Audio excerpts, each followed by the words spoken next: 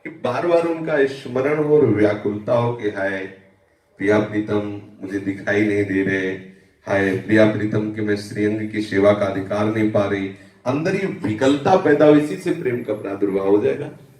अपने प्रीतम की स्मृति ही प्रेम प्रदान करती है, अपने प्रीतम के सानिध्य की मांग ही प्रेम प्रदान कर देती है।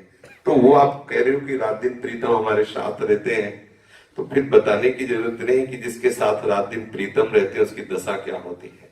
सोचो ऐसे सुंदर सुंदर प्रीतम दोनों युगल गौर श्याम और उसके साथ हो तो उसके हृदय की दशा क्या होगी। हाँ, इसलिए खूब आनंदित होकर सुमिरन कीजिए और आनंदित हो।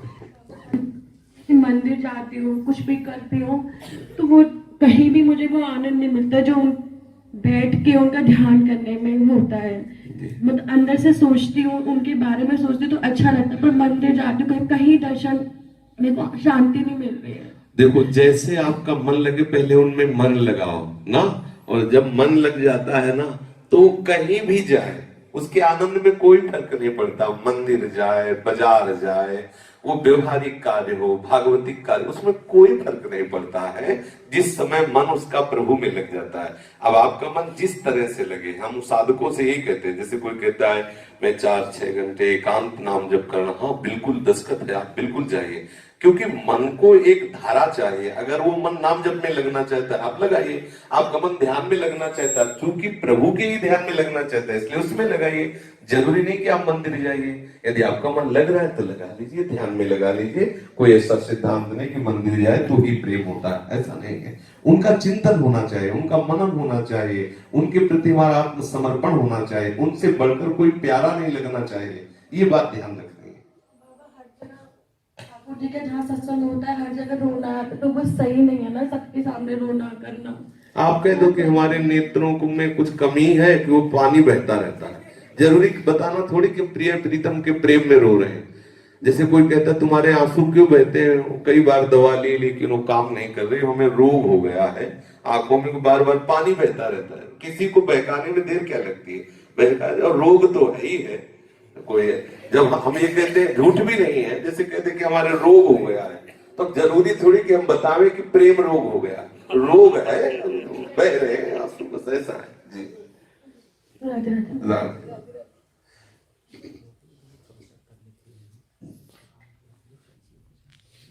हाँ ठीक है। किसी का कोई और प्रश्न है?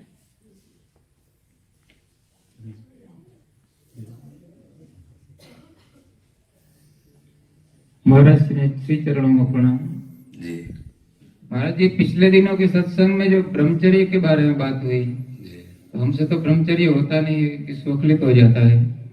स्वाभाविक हो जाना उस पूर्वाभ्यास अन्न दोष शरीर दोष से होता है, हमारे द्वारा कोई चेष्टा नहीं होनी चाहिए।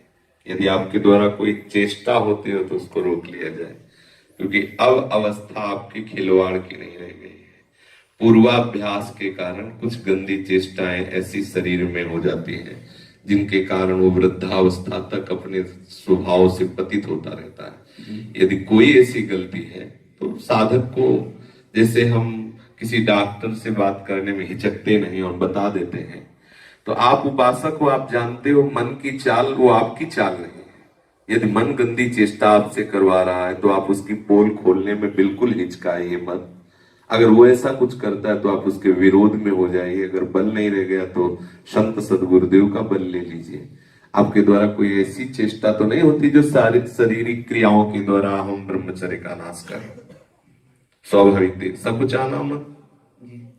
और यदि ऐसा कोई चेष्टा नहीं हो रही अष्टमैथुनों में से किसी भी तरह का कोई ऐसी चेष्टा, तो हम जो 17-18 वर्ष के थे तो एक परमहंस का बताया भी है कि ओंकारानंद सरस्वती जी थे, उनसे हम जाकर के प्रार्थना की कि साधक बहुत चेष्टा करता है कि हम ऊर्ध्वरेता ब्रह्मचारी हो जाए, अखंड ब्रह्मचारी हो जाए, लेकिन कुछ दिनों के बाद फिर वो स्वप्न आदि दोष से युक्त हो जाता है, तो ये कैसे वो उससे मुक्त हो।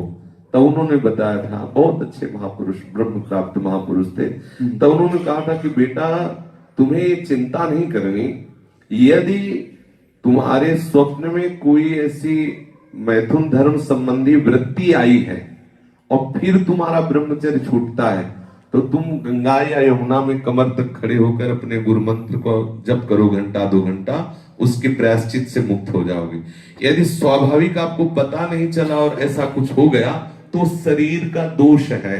जैसे दाल में उफान आती है और उसके ऊपर का, ऐसे ही असली वीर शक्ति नष्ट नहीं हो सकती बिना किसी घर्षण की क्रिया के।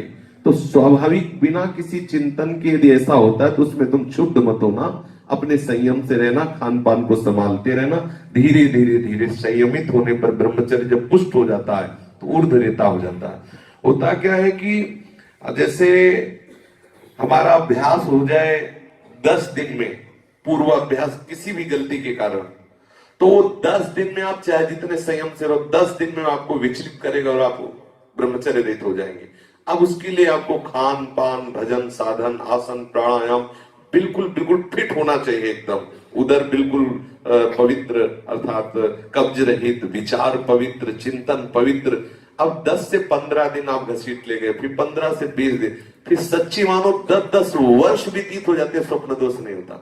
10-10 वर्ष व्यतीत हो जाते, मतलब स्वप्न दोष होता ही, वो फिर धीरे धीरे जो वीर्य है ऊर्ध्वगामी होने लगता है। फिर वो जिसे कहते हैं ऊर्ध्वरेता ब्रह्मचारी, वो फिर ऐसा सब इन दोषों से मुक्त हो जाता है। पर बहुत परिश्रम की बात है। जैसे पानी का प्रवाह नीचे की ओर, अब ऊपर चढ़ाना कितना कठिन है। ऐसे नस नाड़ियों का प्रवाह नीचे की ओर, उनको ऊपर चढ़ाना बड़ा कठिन होता है। पहली बात तो खटाई छोड़ दीजिए, किसी भी तरह की कोई खटाई, गरम दूध आदि, और ये जो मेवा है, पौष्टिक पदार्थ, रूखा सूखा भोजन पाइए। और अगर आपका शरीर स्वस्थ हो तो आसनों पर बैठिए, 2-4-5 किलोमीटर नियम से चलिए और 5 घंटे से ज्यादा मत सोइए। पानी अधिक मात्रा में लीजिए, पेट में कब्ज न होने पावे, और फिर आप बताइए कि आपको कैसा लग रहा है। किसी भी तरह से कोई घर्षण क्रिया नहीं होनी चाहिए। तब फिर आप देखिए धीरे धीरे, अगर पूर्वाभ्यास से, अब मान लो आपकी आयु 50 की होगी, कितनी? 51 चल रही है। 51 की। अब 50 वर्ष से जो अभ्यस्त है, जो वीर शक्ति अधोगामी होती रही, अब उसे रोकना बहुत ही पहाड़ समझो कि वो रोक करके ऊर्ध्वगामी हो। जैसे छोटे छोटे बच्चे हैं, इनका तो जल्दी से जल्दी हर गलती सुधर करके, अब इस अवस्था में जैसे हड्डी भी टूटे ना तो जुड़ने में समय लगता है। नई अवस्था की ऐसे ही हर अभ्यास होता है। तो आप घबराइए मत। पहली बात तो आप कोई गलती मत कीजिएगा, घर्षण क्रिया, स्त्री संसर्ग, ये बिल्कुल मत कीजिएगा। और फिर आप देखिए स्वप्न दोष क्या गंदे चिंतन से आते हैं क्या? कितने दिनों में स्वप्न दोष होता है? कोई निश्चित नहीं है, महीना 2 महीना, कभी 15-20 दिन। तो उसमें क्या आपका मतलब गंदा चिंतन होता है क्या? नहीं, चिंतन नहीं, ऐसे ही होता है। तो पूर्वाभ्यास के कारण होता है। आप थोड़ा खान पान कम, मतलब जैसे तेल घी पावरफुल वाला जो भोजन है वो कम पाइए, रूखा सूखा पाइए, कब्ज ना होने पाए। फिर आप धीरे धीरे देखो ये दिन बढ़ते चले जाएंगे, 2 महीना 3 महीना, फिर धीरे धीरे। अब चूंकि अवस्था है, बहुत समय से अभ्यास वैसा रहा है, तो अब उसका चिंतन छोड़ो। जब ज्यादा ग्लानि होने लगे तो उस समय चिंतन करो, शरीर है, मैं नहीं हूँ, मैं तो स्वरूप से ही निर्मल हूँ, शरीर मलयुक्त है, इसको स्वीकार कर लिया, इसीलिए मुझे क्लेश हो रहा है। धीरे धीरे अभ्यास में लाए, ये चीजें बंद कर दो। जैसे फूल गोभी है, दही है, मूंगफली है, बादाम, ये चीजें मतलब ब्रह्मचर्य के लिए थोड़ा सा ठीक नहीं है। ऐसा और काम क्रोध प्रबल होने का चिंतन फिक्स नहीं होता है। आप बताते हैं कि धामवास से निश्चित प्राप्ति हो जाएगी, तो विश्वास होता है, मगर चिंतन की बात सुनते हैं तो विश्वास अट जाता है कि चिंतन होता नहीं है तो कैसे। पहली बात तो विश्वास छोड़ना ही नहीं है, विश्वास ही हमारी गति है। हमारा चिंतन चाहे जैसा हो, लेकिन उनका प्रण है, नामे भक्ता प्रणश्यति। हमारा चिंतन चाहे जैसा हो, उन्होंने कहा है कि एक बार कोई कह दे मैं आपका हूं, एक बार कोई कह दे तो मैं उसकी जिम्मेवारी लेता हूं। इसलिए हम अपने मन की बात, मन तो मुझे नरक भेज देगा, लेकिन आप अहेतुकी कृपालु हैं, मैं आपकी शरण में हूं। आपने कहा है माँ में विप्रपद्यन्ते माया में ताम तनन्ति, आपने कहा है तेषाम महम समुद्धरता मृत्यु संसार सागरा, मैं आपकी शरण में हूं। यदि आप मेरे मन को अपने चिंतन में फंसाना चाहे तो ये मेरा मन विषय चिंतन कैसे कर सकता है? हे नाथ, आप अपनी कृपा शक्ति से मेरे मन को खींच लीजिए। हमारे कल्याण में कोई संशय नहीं। चाहे जितना मन अपनी तरफ खींच ले, एक तरफ मन है, एक तरफ शरण प्रभु है। देखते हैं प्रभु की चलती है कि मन की चलती है। अभी तक मन हमें फंसाता रहा है क्योंकि हम चाल समझ नहीं पाए थे। अब हम ये बात समझ गए हैं कि जिसकी तरफ आप होते हो उसकी तरफ मन को हारना होता है। मन को प्राप्ति होगी, निश्चित होगी, केवल आप आश्रित रहना प्रभु के, तो आप देखना वो संभालेंगे। और अगर आप मन के आश्रित रहेंगे कि मन भगवदाकार हो जाए तभी भगवत प्राप्ति होगी, तो बड़ा समय लग सकता है। आप मेरे हो, अगर गरज हो तुम्हें भगवदाकार करनी तो कर लो इसको, मेरे बस का नहीं वहां रहा है। गोस्वामी तुलसीदास जी ने कहा है, हाँ हारे कर जतन विधि विधि अतिशय प्रबल अजय, तुलसीदास बस हो तबे जब प्रभु प्रेरक बरजे। तुम तो ढील दिए हो कि भागो मन को, और हमसे कह रहे हो रोक लो, और कह रहे हो इंद्रियाणाम मनस्यास्मि। आप कैसे बुरा फंसाए हो, आप ही सदा संभालो, आप ही ठीक करो। बिल्कुल बेपरवाह हो। गंदी हरकत शरीर से ना होने पावे, मन गंदा चिंतन करे तो तुम्हारी गति में अंतर नहीं आने पाएगा, क्योंकि आप प्रभु की शरण में हो। अवलोनुशानी, अब नाम से अंदर का व्यवहार प्रभु संभाल देंगे। बाहर से गंदी बात ना होने पावे, ये आप संभालते रहिए उन्हीं के बल से। ठीक है जी।